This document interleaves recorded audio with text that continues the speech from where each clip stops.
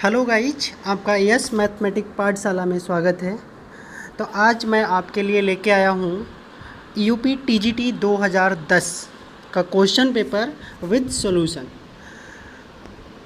Question दे रखा है एक काम को करने में ए बी से 2 गुना या सी से 3 गुना समय लेता है।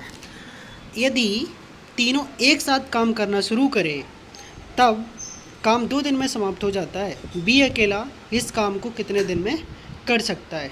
ऑप्शन आपके सामने दिए हुए हैं 4, तो आइए इसको देख लेते हैं। सबसे पहले आपको क्वेश्चन में दे रखा था कि ए की जो कैपेसिटी है वो बी से 2 गुनी है और सी से 3 गुनी है। तो आप इस तरह से पहले ए बी सी तीनों लिख लीजिए, ठीक है। लिखने के बाद आप देखिए कि आपको ऐसी वैल्यू चूज करनी है कि ए जो हो वो बी का 2 गुना हो जाए और सी का 3 गुना हो जाए। तो गाइस मैंने चूज कर लिया। ए की वैल्यू 6 और बी की वैल्यू 3 और सी की वैल्यू 2।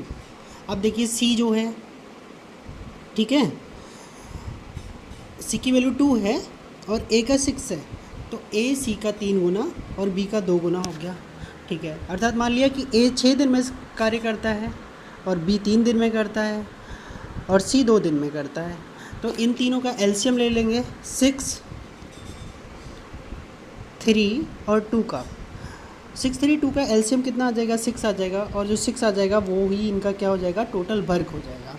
अब इस टोटल वर्क को इन सब की कैपेसिटी से क्या कर देते हैं? डिवाइड कर देते हैं। तो इनकी कैपेसिटी निकल के आ जाती है कि ए टोटल काम 6 है और 6 दिन में कर रहा है, तो इसके एक दिन की कैपेसिटी 1 यूनिट। ऐसी बी की कितनी हो जाएगी? 2 यूनिट, और सी की कितनी हो जाएगी? 3 यूनिट, ठीक है। अब ए प्लस बी प्लस सी, मतलब इन तीनों का एक दिन का अगर हम काम निकालें तो 1 + 2 + 3 इक्वल टू कितना? 6 यूनिट। अर्थात ये तीनों मिलके करें तो एक दिन में कितने यूनिट काम कर देंगे? 6 यूनिट। और काम भी हमारा यहाँ पे कितने यूनिट है? 6 यूनिट ही दे रखा है। जब काम 6 यूनिट दे रखा है तो आप देख सकते हो, तो ये काम कितने दिन में फिनिश कर देंगे? 6 यूनिट वर्क है और एक दिन में 6 यूनिट ही काम करते हैं, अर्थात ये काम कितने दिन में ख़त्म हो जाएगा? The total work finish in 1 days. तो एक ही दिन में काम फिनिश हो जाएगा। जबकि क्वेश्चन में हमें दे रखा था कि अगर ये तीनों मिलके काम करें तो ये काम को कितने दिन में फिनिश करते हैं? 2 दिन में। तो यहाँ से एक चीज़ क्लियर हो जाती है कि एक यूनिट की जो वैल्यू है वो कितनी हो गई? 2 हो गई। अब एक यूनिट की वैल्यू 2 हो गई, ठीक है। अब आपसे पूछा है तो टोटल वर्क कितना था? 6 यूनिट, अर्थात 6 यूनिट की वैल्यू कितनी हो जाएगी? 12। तो यहाँ पे क्या हो गया? 12 हो गया टोटल वर्क। अब ए के आपकी जो कैपेसिटी है वर्क करने की वो कितनी है? 1 है। बट आपसे क्वेश्चन में जो पूछा गया है बी अकेला इस काम को कितने दिन में कर सकता है।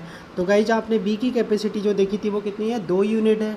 अब बी की कैपेसिटी 2 यूनिट है और टोटल वर्क कितना है? 12 यूनिट है।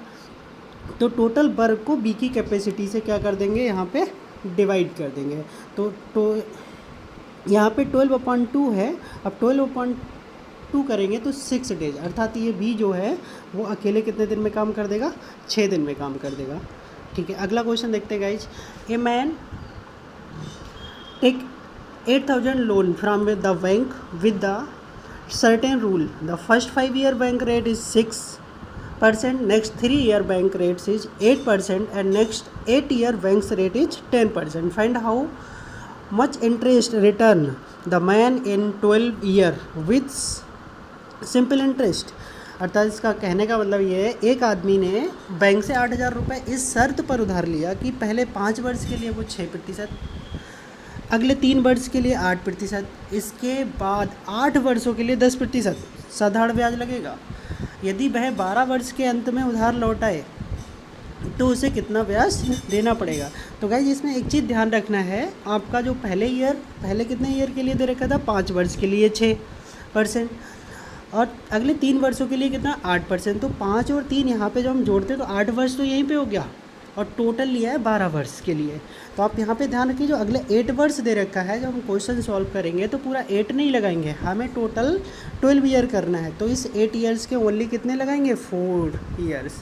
अब देखो आपको यहाँ पे जो पी था प्रिंसिपल वो 8,000 था। फर्स्ट ईयर 5 ईयर्स का 6 था, नेक्स्ट 3 ईयर का 8% है, नेक्स्ट और जो नेक्स्ट है आपका 8 ईयर्स का 10% है। बट आपका 5 ईयर, 3 ईयर, यहाँ तक हो जाते हैं 8 ईयर। अब यहाँ पे अगला 8 ईयर है, बट 8 ईयर यूज नहीं करेंगे, इसका ओनली कितना ईयर यूज करेंगे 4, तो कितना हो जाएगा 12 ईयर हो जाएगा।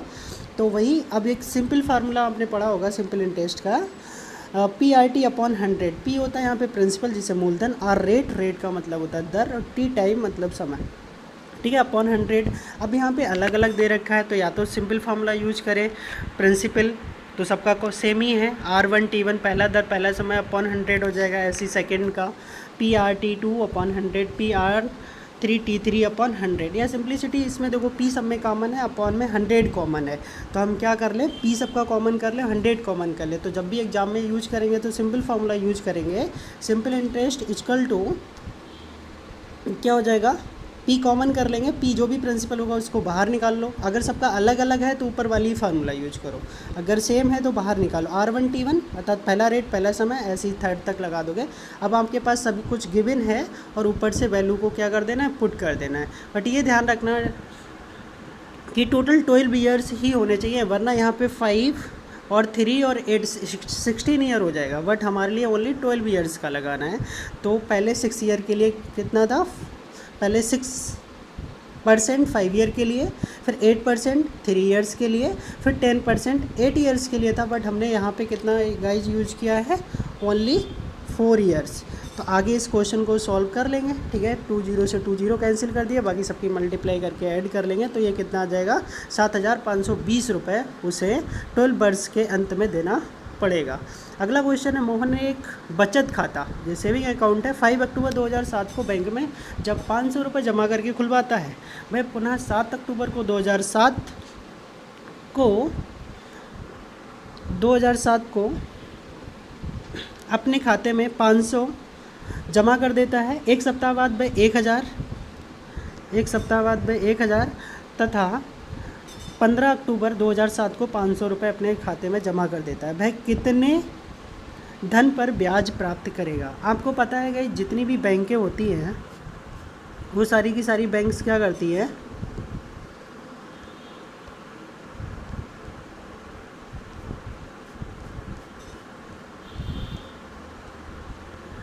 अगर हम उनमें 1 तारीख से लेके 10 तारीख तक अगर रुपए जमा कर दें, 1 से 10 के बीच में अगर रुपए जमा करते हैं, और वह सारा का सारा रुपए अगर उस महीने के एंड तक रहता है, मतलब 30 या 31 तक, जब जिस तारीख का भी महीना हो, तभी बैंक उस पर ब्याज देती है। अगर 10 के बाद अगर हमने 11 को भी अगर वो रुपए जमा किया तो उस पर उस मंथ में ब्याज नहीं लगता, तो उस पर क्या होगा, उस मंथ में ब्याज नहीं लगेगा। तो पहले आपको देखो क्वेश्चन में दे रखा था 5 अक्टूबर 2007 को 500 रुपये जमा करता है, ये 10 तारीख से पहले है, ठीक है। अगला 7 अक्टूबर, ये भी 10 तारीख से पहले लग जाएगा, और ये 14 अक्टूबर जो है आपका 10 तारीख के बाद में है, तो इस पर भी ब्याज नहीं मिलेगा। और अगला 15 अक्टूबर, ये भी क्या है 10 तारीख के बाद में, तो इस पर भी इंटरेस्ट नहीं मिलेगा। तो इंटरेस्ट मिलेगा आपको 500 रुपये प्लस 500 रुपये, और 500 को ऐड कर दोगे तो ओनली 1000 रुपीज़ पे आपको क्या मिल जाएगा, 1000 रुपीज़ पे आपको ब्याज मिलेगा। क्वेश्चन नंबर 4 देखते हैं, sigma a square minus b sigma a square b minus c is equal to, ये स्टैंडर्ड फॉर्म दे रखा है, और इस स्टैंडर्ड फॉर्म को क्या करेंगे, सॉल्व कर लेंगे। तो इस स्टैंडर्ड फॉर्म को जब सॉल्व करें तो सिग्मा ए क्या होता है, ए प्लस बी प्लस सी होता है। ऐसी सिग्मा ए स्क्वायर की अगर हम बात करेंगे तो A square plus B square plus C square भी हो जाएगा, और सिग्मा ए इस तरह से खोलेंगे तो क्या हो जाएगा, इस तरह से भी खोल सकते हो, या आपको जैसे यहाँ से ए बी सी एक साइकिल बना के खोल सकते हैं। जब हम सिग्मा खोलेंगे तो यहाँ पे ए स्क्वायर दे रखा है, ए स्क्वायर, ठीक है, बी माइनस सी, तो ए के साथ क्या आया था, बी और सी आया था, तो ए के साथ बी और सी आ गया। अब बी के साथ क्या आएगा, सी और ए आएगा, ठीक है। ऐसे सी के साथ क्या आएगा, सी के साथ जो आपका आएगा वो ए माइनस बी आएगा। तो ये स्टैंडर्ड फॉर्म है, इसको सिंपली ओपन कर लेना है। क्वेश्चन नंबर 5 देखते हैं। क्वेश्चन नंबर 5 में दे रखा है एक क्वाड्रेटिक क्वेश्चन है आपके पास, 2x square plus k x minus 8 equal to 0, the roots are equal and opposite side, then the value of k. आपको एक इक्वेशन दे रखी है जिसके रूट्स क्या है, इक्वल हैं एंड अपोजिट साइन है। तो हम क्या करेंगे, देखिए इसका सोल्यूशन देख लेते हैं। आपको एक क्वाड्रेटिक क्वेश्चन दे रखा है, 2x square plus k x minus 8 equal to 0, ठीक है, हुच रूट्स आर इक्वल। ठीक है, तो क्या कर लिए, एक alpha and minus alpha two roots consider कर लेंगे। और आपको पता है जो इनका फार्मूला होता है sum of roots, sum of roots क्या होता है, the coefficient of x upon the coefficient of x square, अर्थात minus coefficient of x upon coefficient of x square. तो रूट्स क्या हो जाएंगे, अल्फ़ा प्लस माइनस अल्फ़ा, और जो वैल्यू है एक्स का कॉपिसेंट वो क्या के है, और उससे पहले माइनस यूज किया हुआ है। एक्स स्क्वायर का कॉपिसेंट कितना दे रखा है, 2 दे रखा है, तो एक्स स्क्वायर का कॉपिसेंट 2 हो जाएगा गाइज। अब यहाँ से अल्फ़ा माइनस अल्फ़ा 0 हो जाएगा, और अब इक्वल टू माइनस के अपॉन 2 क्रॉस मल्टीप्लाई करेंगे तो के इक्वल टू कितना आ जाएगा, 0। तो यहाँ पे के की वैल्यू क्या आ जाएगी, 0। क्वेश्चन नंबर 6 देख लेते हैं। एक क्यूबिक इक्वेशन दे रखी है क्वाड्रेटिक में, x cube minus 5x square minus 16 plus 80। इसके दो रूट्स क्या हैं, आपको इक्वल दे रखे हैं, मतलब दो रूट्स जो हैं जिनका सम 0 दे रखा है। तो दो रूट्स का सम 0 है, अर्थात एक प्लस अल्फ़ा कंसीडर कर लें और दूसरा माइनस अल्फ़ा कंसीडर कर लें, और तीसरा रूट्स बीटा ले लेंगे। तो यहाँ पे क्या किया, एक क्यूबिक इक्वेशन, और क्यूबिक इक्वेशन के 3 रूट्स ले लिए, क्योंकि दो रूट्स का जो सम था वो कितना था, 0। तो एक को प्लस और एक को माइनस ले लिया, same but sign opposite, and third roots क्या ले लिया, बीटा। अब इसका भी क्या कर लिया, फार्मूला यूज कर लिया, सम ऑफ रूट्स। इसमें क्या हो जाएगा, माइनस का coefficient of x square upon coefficient of x cube. तो कॉपिसेंट ऑफ एक्स स्क्वायर कितना है, -5, और माइनस फार्मूले में हो जाएगा, तो माइनस फार्मूले में हो जाएगा प्लस हो जाएगा, और कॉपिसेंट ऑफ एक्स क्यूब कितना दे रखा है, 1 दे रखा है। कॉपिसेंट ऑफ एक्स क्यूब 1 हो जाएगा, तो यहाँ से इनको यूज करने के बाद अल्फ़ा और अल्फ़ा से कट जाएगा, तो यहाँ पे ओनली बीटा, और यहाँ पे 5/1 कितना हो जाएगा, 5। तो बीटा की वैल्यू क्या आ जाएगी, 5। और अब क्या निकाल लेते हैं, product of root. Product of root क्या होता है, minus constant term upon x cube, coefficient of x cube. तो alpha minus alpha and beta, ये क्या हो गया, रूट्स का प्रोडक्ट हो गया।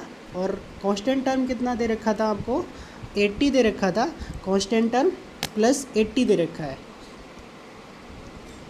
Constant term 80। ठीक है, तो कांस्टेंट टर्म 80 हो गया। अब यहाँ पे क्या करेंगे, दोनों की वैल्यू पुट कर दो, तो alpha minus alpha square, beta भी आपने ऊपर निकाल लिया था 5, इससे कट कर लेंगे, तो minus alpha square equal to -16 हो जाएगा, तो अल्फ़ा इक्वल टू प्लस -4 हो जाएगा। तो यहाँ से तीनों रूट्स आ जाएंगे, 4 -4 and 5। Okay guys, next question देखते हैं, क्वेश्चन नंबर 7। क्वेश्चन नंबर 7 में आपसे पूछा गया है, if y equal to x plus x square plus x cube and so on infinite, x is positive and less than 1, then. तो एक GP series दे रखी है आपके लिए, इस जीपी सीरीज का क्या निकालना है, सम दे रखा है। The given series y equal to x cube x plus x square plus x cube and so on, which is GP series whose common ratio is x। इस जीपी के इनफाइनाइट सम का फार्मूला लगा देंगे, तो GP के infinite terms का formula जो होता है वो s infinity equal to first term upon 1 minus common difference. तो यहाँ पे देख रहे हैं गाइज, फर्स्ट टर्म क्या है x, और जो इसका कॉमन रेशियो है वो भी क्या है, x है, और इन सब का सम क्या दे रखा था y, तो एस इन्फिनिटी क्या हो जाएगा, y हो जाएगा। a कितना दे रखा है, फर्स्ट टर्म x, और कॉमन रेशियो भी कितना दे रखा है, x। तो यहाँ पे ये वैल्यू पुट कर देंगे, पुट करने के बाद क्रॉस मल्टीप्लाई कर लो, क्रॉस मल्टीप्लाई x वाली टर्म को एक साइड कर लेंगे, x कॉमन करके जो बचा वो y के साइड में ले आएंगे। तो ये 2 × 3 प्लस 1/3 × 4 × 5 प्लस 1/6 × 5 × 6 × 7 and so on up to infinite. तो इन सभी टर्मों का क्या निकालना है, सम निकालना है। तो सम निकालने के लिए सबसे पहले हम क्या करेंगे, यहाँ से हमें क्लियर हो रहा है जो क्वेश्चन में दे रखा है कि यहाँ पे जो फर्स्ट टर्म आपको क्वेश्चन में दे रखा है वो कितना दिया है, 1/1 × 2 × 3। सेकेंड टर्म दे रखा है 1/3 × 4 × 5, एंड थर्ड टर्म है 5 × 6 × 7। तो 1 जा रहा है यहाँ से, क्लियर हो रहा है किस पे, 3 पे, 3 किस पे जा रहा है, 5 पे, ऐसी सेकेंड वाला 2 जा रहा है 4 पे, 4 किस पे जा रहा है, 6 पे, ऐसी 3 जा रहा है 5 पे, और 5 किस पे जा रहा है, 7 पे। तो क्या करेंगे, अब इसको करने के लिए आप सबसे पहले क्या करें, ये बन रही है केपी सीरीज, केपी सीरीज 1 3 5 की, और सेकंड वाली बन रही 2 4 6, और थर्ड बन रही है 3 5 7। तो एपी सीरीज का nth टर्म का फार्मूला लगा लेंगे, a + n - 1 × d से, और यहाँ से इसका nth टर्म निकाल लेंगे। ऐसी दूसरी सीरीज और तीसरी सीरीज सभी का nth टर्म निकाल लेंगे और नीचे लिख लेंगे, तो इसका ये nth टर्म आ जाएगा। बाई पार्शियल फ्रैक्शन से क्या कर लेंगे, पार्शियल फ्रैक्शन से इसके हम फैक्टर्स कर लेंगे, अर्थात इसको अलग अलग कर देंगे। ठीक है, तो ये पार्शियल फ्रैक्शन का रूल लगा दिया और यहाँ से a, b और c की वैल्यू फाइंड कर लेंगे। तो a की वैल्यू, b की वैल्यू और c की वैल्यू फाइंड करेंगे। तो यहाँ से a हमारे पास निकल के आया है। ठीक है, जो फर्स्ट वैल्यू आई है वो a इक्वल टू हाफ आ गई एंड b इक्वल टू कितना आ गया,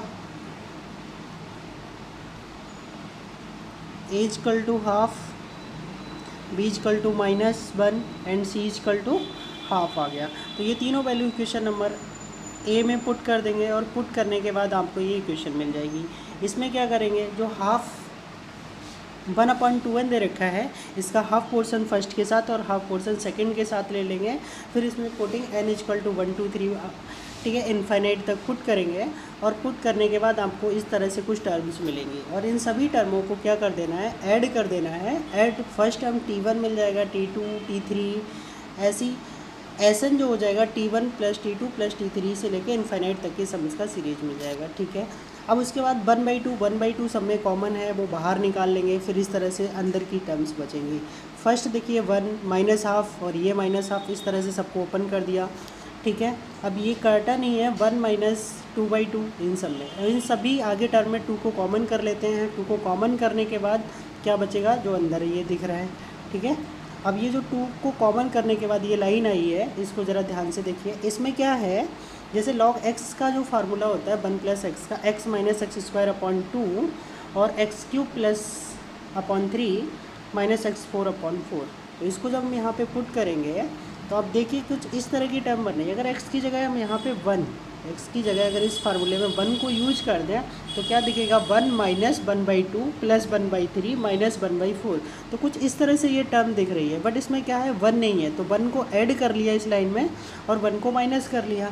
अब 1 को ऐड करने पे जो यहाँ से यहाँ तक का जो होगा वो क्या बन जाएगा, log 2 का फार्मूला हो जाएगा और 2 कॉमन है। आगे जो 1 दिख रहा है ये, इस 1 में क्या कर लेंगे, इस 1 में ठीक है हम 2 के अंदर मल्टीप्लाई कर देंगे तो ये हो जाएगा। अब ये जो 1 और ये -2 इस लाइन को सॉल्व करेंगे तो 2 log 2 - 1 आ जाएगा और इससे हाफ से अंदर मल्टीप्लाई करेंगे तो ये इसका करेक्ट आंसर हो जाएगा। ठीक है गाइज, क्वेश्चन नंबर 9 देखते हैं। क्वेश्चन नंबर 9 में दे रहेगा सम ऑफ 1/2 - 1/3 + 1/4 अप टू इनफाइनाइट। इनका सम निकालना है, तो आज एक है जिसका सोल्यूशन देखते हैं। The sum of the giving series we know that e⁻x का फार्मूला यहाँ पे लगा देना है। तो e⁻x का फार्मूला क्या होता है, ये है, और e⁻−x का फार्मूला ये नीचे हो जाएगा। तो e⁻−x का फार्मूला और इसमें x की जगह जैसे ही 1 पुट करेंगे आप, तो देखिएगा तो आपको यहाँ से क्लियर हो जाएगा। e⁻x की जगह जो -x का फार्मूला आया था, इसमें पुटिंग x = हम 1 पुट कर देते हैं। तो x = जैसे ही 1 पुट करेंगे, ठीक है, तो यहाँ पे ये सीरीज मिल जाएगी। यहाँ 1 से 1 कैंसिल हो जाएगा और वही मिल जाएगा जो आपको क्वेश्चन में दे रखा है। तो यहाँ से क्लियर हो जाएगा, इसका ये आंसर ठीक हो जाएगा। क्वेश्चन नंबर 10 में देखते हैं। If p and q are positive and real number so that p² + q², then maximum value of p + q is. Question में दे रखा है p q रियल है एंड पॉजिटिव है, तो p and q are real positive numbers. तो ये question में आपको गिवन है और क्वेश्चन में गिवन है p² + q² = 1। ठीक है, सेकंड s = p + q = 1 आ जाएगा। ऐसे ही यहाँ से अगला फिर क्या कर लेंगे, दोनों इक्वेशन, ये जो सम दे रखा था उसको हमने यहाँ से किससे कंसीडर कर लिया, s से कंसीडर कर लिया। ठीक है, अब यहाँ पे जो q की वैल्यू है वही इक्वेशन 1 से निकालेंगे तो वो यहाँ पे पुट कर देंगे। ठीक है, तो इक्वेशन नंबर 3 मिल जाएगी। अब इसका हमें मैक्सिमम चाहिए तो इसका क्या कर लिया, derivative with respect to p कर लिया। और फॉर मैक्सिमा और मिनिमा के लिए फर्स्ट डेरिवेटिव को क्या कर लेंगे, 0 के इक्वल कर देंगे। तो फर्स्ट डेरिवेटिव 0 के इक्वल करेंगे, यहाँ से p की वैल्यू मिल जाएगी। जो p की वैल्यू मिलेगी, ठीक है, तो p की वैल्यू यहाँ से कितना मिल गया है आपको, p की वैल्यू जो मिली है वो 1/√2 मिल गई। अब ये 1/√2 मिली है, ये इक्वेशन फर्स्ट में लगा देंगे और जो फर्स्ट में जैसे इसको लगाएंगे तो वहाँ से हमें किसकी, q की वैल्यू मिल जाएगी। और हमारे लिए क्या चाहिए था, s = p + q निकालना था। तो इन दोनों की वैल्यू यहाँ पुट करेंगे तो यहाँ से क्या मिल जाएगा, s = √2। तो यही इसकी मैक्सिमम वैल्यू हो जाएगी। अगला क्वेश्चन देख लेते हैं 11। अगला क्वेश्चन जो 11 है इसमें लिखा हुआ है एक मैथमेटिक्स शब्द दे रखा है, इससे कितने डिफरेंट मतलब वर्ड्स बनाए जा सकते हैं जबकि जो वॉवेल्स हैं वो एक साथ रहे। तो सारे वॉवेल्स को एक साथ रखना है, बाकी कॉन्सोनेंट को एक साथ रखना है। तो आप देखेंगे वॉवेल्स कितने हैं, इसमें 4 दे रखे हैं और कॉन्सोनेंट कितने दे रखे हैं, 7 दे रखे हैं। तो कॉन्सोनेंट एक साथ रहें, मतलब वॉवेल्स को एक साथ रखना है, कॉन्सोनेंट कहीं भी रहे उससे कोई फ़र्क नहीं पड़ता, पर जो कॉन्सोनेंट हैं वो 7 हैं और वॉवेल्स को एक साथ रखना है तो ये 1 हो जाएगा और कॉन्सोनेंट 7, तो टोटल वर्ड कितने हो गए, 8 हो गए।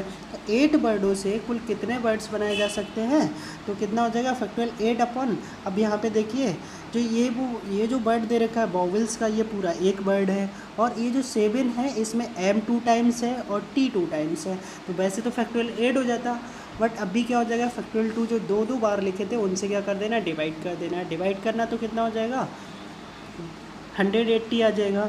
अभी क्या है, अब जो वॉवेल्स थे वो एक साथ तो रहेंगे बट वॉवेल्स भी तो आगे पीछे अरेंज हो सकते हैं। तो वॉवेल्स कितने हैं आपके, 4 वॉवेल्स हैं और 4 वॉवेल्स में 2 वॉवेल जो ए है वो क्या है, 2 बार आया हुआ है, तो इसको फैक्टोरियल 2 अपॉन 2 कर लेंगे तो ये भी 12 टाइम से क्या हो जाएंगे, अरेंज हो सकते हैं। जब ये 12 टाइप से अरेंज हो जाएंगे और टोटल ये तो दोनों की मल्टीप्लाई कर लोगे तो ये आपका आंसर हो जाएगा 12, 0, 9, 60।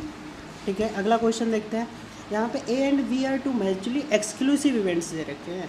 एक्सक्लूसिव इवेंट्स का मतलब 2 ऐसी घटनाएं जिनका परस्पर आपस में कोई संबंध ना हो, अर्थात दोनों एक दूसरे से क्या हो, इंडिपेंडेंट हो। तो दोनों एक दूसरे से इंडिपेंडेंट होंगी तो उनका जो इंटरसेक्शन होगा वो क्या हो जाएगा, नल सेट, मतलब नल फाई हो जाएगा। अब इंटरसेक्शन क्या हो गया, फाई हो गया। अब इंटरसेक्शन फाई होने से क्या बन गया, अब P इसकी प्रोबेबिलिटी निकाल लेते हैं, इंटरसेक्शन B, तो P फाई और P फाई मतलब नल सेट की प्रोबेबिलिटी बन जाएगी, वो क्या हो जाएगी, 0। तो इस फॉर्मूले का यूज कर लेते हैं, P A union B equal to P probability A of plus probability B minus probability A union A intersection B, तो इनकी वैल्यू लगा दो और A यूनियन B दोनों की अगर ऐड करके निकालेंगे तो आपको पता है मैक्सिमम प्रोबेबिलिटी कितनी हो सकती है, 1 हो सकती है और मिनिमम प्रोबेबिलिटी कितनी हो सकती है, 0 हो सकती है। तो इसकी वैल्यू को हम 1 यूज कर देंगे और इसकी वैल्यू 0 यूज कर लेंगे। इसको लेफ्ट में ले आएंगे तो P A plus P B equal to कितना हो जाएगा, 1। पी बी को राइट हैंड में ले आएंगे तो ये बन जाएगा और 1 minus P B equal to क्या हो जाएगा, पी बी पे बार हो जाएगा। अर्थात इसमें जो आपके ऑप्शंस दे रखे थे 4, इसमें ऐसा कोई भी ऑप्शन नहीं है। ठीक है, तो क्या हो जाएगा, इसका ऑप्शन नंबर डी करेक्ट हो जाएगा। क्वेश्चन नंबर 13 देखते हैं। क्वेश्चन नंबर 13 में आपको क्या दे रखा है, एक सेट एक्स दे रखा है, एक सेट वाई दे रखा है, एक जेड दे रखा है। तीनों सेट्स दे रखे हैं और 4 ऑप्शन दे रखे हैं और आपसे पूछा गया कौन सा ऑप्शन गलत है। तो आप अच्छे से क्वेश्चन को पढ़िए, आपसे ये पूछा गया कौन सा ऑप्शन गलत है। तो पहले एक्स वाई जेड तीनों लिख लिए। एक्स माइनस वाई का मतलब ये होता है एक्स के वो एलिमेंट जो वाई में ना हो, अर्थात x के वो एलिमेंट जो बाई में नहीं है तो वो हम यहाँ से चेक करेंगे। x में 2 3 दे रखा है और बाई में 3 4 5 दे रखा है, तो यहाँ पे x का जो 2 है वो बाई में नहीं है तो यहाँ पे 2 आएगा। 2 जो कि क्या है, एक आ रहा है इन दोनों के डिफरेंस में कुछ मिल रहा है तो ये भी क्या होगा, 5 नहीं होगा। ऐसी बाई माइनस जेड करेंगे तो यहाँ से 3 और 4 बचेगा तो ये भी क्या होगा, 5 नहीं होगा। ऐसी जेड माइनस एक्स करेंगे तो यहाँ भी 5 आ रहा है, तो ये तीनों तो क्या है, सही है। ठीक है, अगला जो क्वेश्चन आंसर नंबर 4 देखेंगे, x minus y minus z, यहाँ 2 से 2 माइनस 5 को माइनस करेंगे तो यहाँ से क्या कोई भी ऐसा एलिमेंट नहीं है एक्स माइनस वाई का जो जेड से ज़्यादा हो, तो अर्थात घटाने पे कुछ भी नहीं बच रहा है, तो यही ऑप्शन क्या हो जाएगा, इसका रॉन्ग हो जाएगा। अर्थात ये क्या हो जाएगा, 5, और क्वेश्चन में क्या दे रखा है, ये नॉट इक्वल टू 5, तो option number 4 is correct. Question number 14 देख लेते हैं। क्वेश्चन नंबर 14 में आपको एक सेट दे रखा है, सॉरी एक फंक्शन दे रखा है एफ, ठीक है, मैपिंग दे रखी है नेचुरल नंबर टू एक फंक्शन वाई दे रखा है, तो एफ एक्स यहाँ पे 4x प्लस 3 दे रखा है। आगे फंक्शन इसका इन्वर्स आपको निकालना है, तो सिंपली क्या करेंगे, f x equal to 4x plus 3 दे रखा है, तो यहाँ पे एफ एक्स को आप बाई कंसीडर कर लीजिए, एफ एक्स को बाई कंसीडर कर लिया। अभी बाई जो है वो इन टर्म ऑफ एक्स में दे रखा है, अब हमें इन्वर्स निकालते समय क्या करना पड़ता है, x in term of y निकाल लो और x in term of y जो भी आएगा वही इसका क्या हो जाएगा, इन्वर्स हो जाएगा। तो यहाँ से जो इन्वर्स आ गया और इस इन्वर्स को एक नए नोटेशन से हमने ठीक है कर दिया, तो उसको क्या लिख दिया, जी वाई लिख दिया। अगला क्वेश्चन नंबर 15 देखते हैं। क्वेश्चन नंबर 15 में लिखा है how many generators does a cyclic group of order n have. तो किसी भी ठीक है। Generator of a cyclic group of order n are all the elements of a की पावर पी। ए कोई भी नंबर हो सकता है, आपका एलिमेंट हो सकता है, और पी कोई भी पावर हो सकती है, बट पी क्या होना चाहिए, प्राइम होना चाहिए, और 2 का एन तक, अर्थात जो पी होगा वो 0 से एन के बीच में कोई भी प्राइम नंबर हो सकता है। और यहाँ पे पी इक्वल टू एन दे रखा है फोर्थ ऑप्शन में, थर्ड ऑप्शन में, और वो पी इक्वल टू एन कोई भी नंबर है, पी से एन तक हो सकता है, और एन यहाँ पे थर्ड ऑप्शन में एम दे रखा है, तो ए की पावर एन, ठीक है। एंड एन जो होगा, ठीक है, वो 0 से m के बीच में बिलोंग करेगा। तो hence the order of generator is n। तो इसका ऑर्डर ऑफ जनरेटर कितना हो जाएगा, n। क्वेश्चन नंबर 16 देख लेते हैं। क्वेश्चन नंबर 16 में दे रखा है विच of the following set is bounded below but not bounded above. तो इन्होंने ऐसा सेट पूछा है जो बाउंडेड क्या होना चाहिए, बिलो होना चाहिए, बट बाउंडेड एबव नहीं होना चाहिए। अर्थात बाउंडेड बिलो अर्थात नीचे से तो पता हो कि सबसे छोटा नंबर कौन सा है, बट वो नंबर नहीं पता होना चाहिए जो सबसे बड़ा नंबर क्या है। तो नेचुरल नंबर एक ऐसा सेट होता है, आपको पता है 1 से स्टार्ट होता है और इनफाइनाइट तक जाता है, बट इनफाइनाइट क्या है पता नहीं क्या है, वो एक नोटेशन है, बट हमें अभी तक क्लियर नहीं है। तो यहाँ से क्या है, इसका लोअर बाउंड तो हमें पता है 1 है, बट इसका अपर बाउंड नहीं पता है। तो जो नेचुरल नंबर होता है वो क्या होता है, लोअर बाउंड तो होता है, बट उसका कोई भी अपर बाउंड एग्जिस्ट नहीं करता। तो ऑप्शन नंबर 1 इज करेक्ट हो जाएगा। और एक सीक्वेंस दे रखी है 17 में, a sequence of real numbers is a function. हमेशा क्या होती है, कोई भी सीक्वेंस होती है उसका जो मैपिंग होती है, जैसे सपोज करो एक फंक्शन ले लिया, ए टू बी पे मैपिंग कर रही है, ए डोमेन हो गया, बी एंड को डोमेन होगा वो रियल नंबर होगा। तो यहाँ से जो मैपिंग होगी वो कहाँ से होगी, नेचुरल टू रियल नंबर, अर्थात option number B is correct हो जाएगा। अगला क्वेश्चन नंबर 18 देख लेते हैं। Which of the following statement is false. तो आपका जो ऑप्शन नंबर सी है, यहाँ पे इन्होंने बोल रखा है every bounded sequence is convergent. ये क्या हो जाएगा, आपका रॉन्ग हो जाएगा। कोई भी बाउंडेड सीक्वेंस होती है वो हम बिल्कुल नहीं बोल सकते कि वो क्या होगी, कन्वर्जेंट होगी। तो every bounded sequence is a convergent is wrong, ठीक है। जैसे एक एग्जांपल है -1 की पावर n, यहाँ पे n इक्वल टू 1 2 3 रखेंगे तो इसके सेट के अंदर केवल 2 ही नंबर मिलेंगे, एक -1 और 1, अर्थात इसके 2 लिमिट पॉइंट हो जाएंगे, -1 और 1, ठीक है। और आपको पता है कोई भी सीक्वेंस जो होती है, ये sequence can not be converges. कोई भी सीक्वेंस एक से ज़्यादा पॉइंट तक कन्वर्ज नहीं कर सकती, अर्थात every sequence has a unique limit. तो प्रत्येक सीक्वेंस की क्या होगी, यूनिक लिमिट होगी। So every convergent sequence is bounded, but ठीक है, every bounded sequence is not convergent. तो यहाँ से बोल सकते हैं कि कोई भी बाउंडेड सीक्वेंस होती है वो कन्वर्जेंट हो, ऐसा ज़रूरी नहीं है। तो option number C is incorrect हो जाएगा।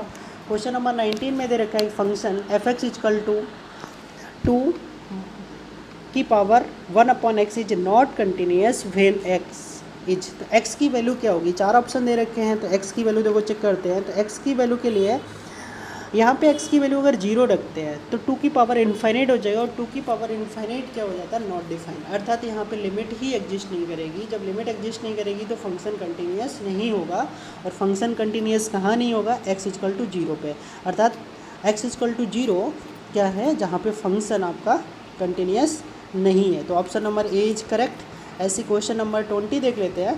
क्वेश्चन नंबर 20 में आपके पास दे रखा है f x is differentiable at x equal to 1, ठीक है। F x is differentiable at x equal to 1, then and क्या दे रखा है, limit h tends to 0 1/h f1 plus h equal to 5 दे रखा है, f'1 इज इक्वल टू, तो x इक्वल टू 1 दे रखा है। तब इसका जब हम f(x) निकालेंगे तो वो क्या हो जाएगा, f(x) की वैल्यू अगर 0 रख देते हैं तो क्या हो जाएगा, x 0 पे वो 0 हो जाएगा, मतलब f 0 पे। तो यहाँ पे इसका सोल्यूशन देख लेते हैं। आपको पता है f'1 निकालना है, तो f'1 का फॉर्मूला क्या हो जाएगा,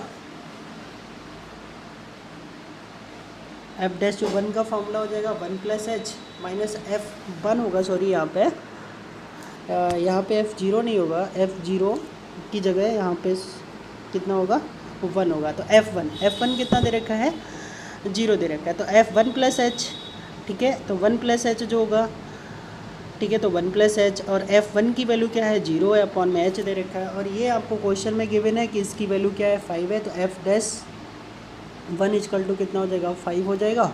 तो गाइज आपके ये 20 क्वेश्चन मैंने आज करा दिए हैं। कल मैं आपके लिए 20 to 50 30 क्वेश्चंस कराऊंगा और आगे भी इसी क्रम में जारी रखूंगा। तो गाइज वीडियो अच्छा लगा हो तो प्लीज़ सब्सक्राइब करें मेरा चैनल और शेयर करें एंड लाइक और प्लीज़ कमेंट भी ज़रूर करें। So guys thank you for watching this video.